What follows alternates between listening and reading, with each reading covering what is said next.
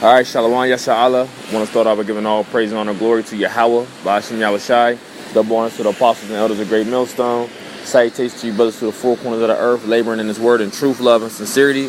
And I was at work going over Genesis, the 25th chapter, with a fellow, someone inquiring about Jacob and Esau as he was reading it. So, I was just giving him a little knowledge on it, okay? And as I came across this, I see why a lot of you Israelites are in a stumbling block thinking why Esau, the so-called white man, is the Arabs, okay? Which they are not. The Arabs, they come from Ishmael, okay? That's their forefather, that's their progenitor. And the so-called white people, the Caucasians today, okay, whose seed line that goes back to Esau, they're the Edomites, okay? Two different people, all right? One comes from the bondwoman, one comes from the free woman. And Lord willing, later I'll get that in scriptures. But let's just go into that. We're going to start at Genesis 25, verse 21. It says, and Isaac entreated the Lord for his wife because she was barren, and the Lord was entreated of him, and Rebekah his wife conceived. And the children struggled together within her, and she said, if it be so, why am I thus? And she went to inquire of the Lord. So Rebekah's asking, what's going on in my womb, okay? Because her children are struggling together, right? 20 verse 23, it says, and the Lord said unto her, two nations are in thy womb, and two manner of people shall be separated. So she's having two nations are in her womb, okay? Two manners of different people, and they shall be separated, okay? Shows you that the Heavenly Father is about separation, okay? He's not about everyone coming together, and He's not about everyone being equal, because Israel, His chosen people, is above all these nations, all right? But let's continue on with the lesson.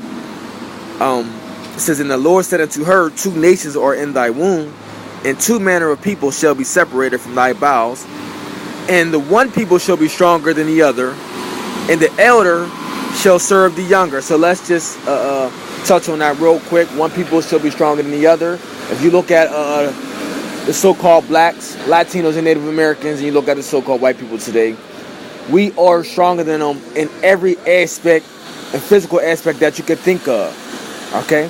Just look at who dominates the sports world. When we take over the sports world, who dominates that? Israel, okay? When we're stronger than them in everything that you can think of. That's plain. And it says, and the elder shall serve the younger, because what? The elder is who? Esau.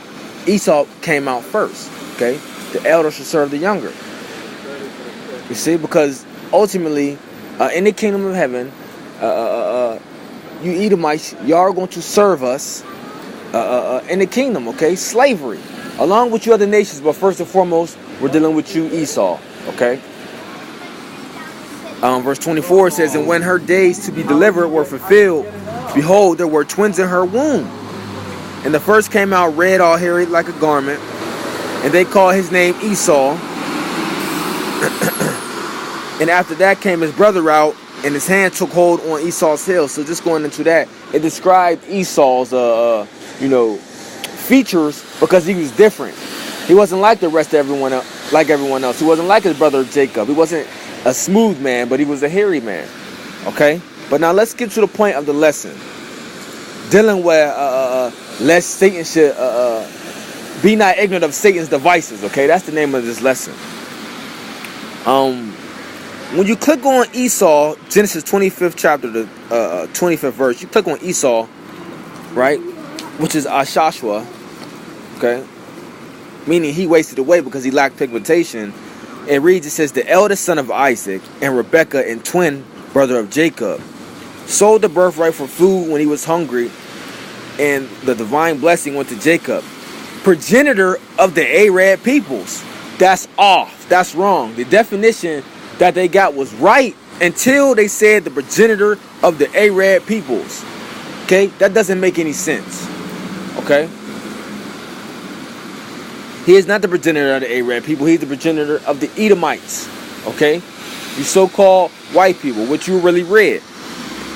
Now, you can show how Esau's not good on his game. Because now let's go to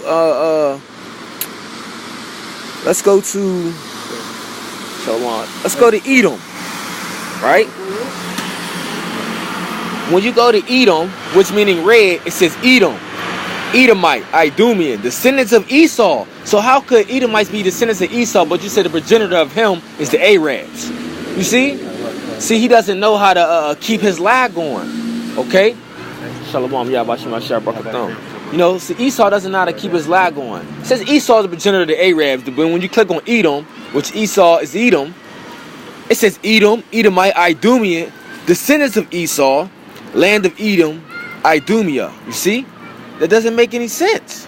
Okay? Yeah, Dwada, because I was definitely about to get that too. You know, it doesn't make any sense. You see?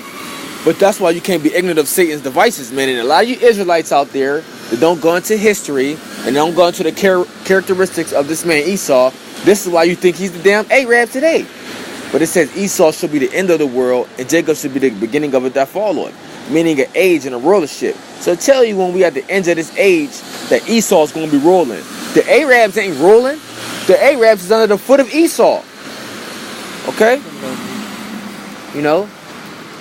But hey, man, I want to get what's that? Galatians 4, right? Galatians 4 verse about 20. I'll read out 22. Yeah. It says, "For it is written that Abraham had two sons, the one by a bondmaid, the other by a free woman." You see, the bondmaid was who? Hagar. Okay, she's the mother of Ishmael. Okay, and the free woman was Sarah, the mother of Isaac. Okay, two different mothers, we know that. Okay, but what? Hagar birthed Ishmael, right? But it says, "But he who was of the bondwoman was born after the flesh, but he of the free woman was by the promise," because it's all about the promise.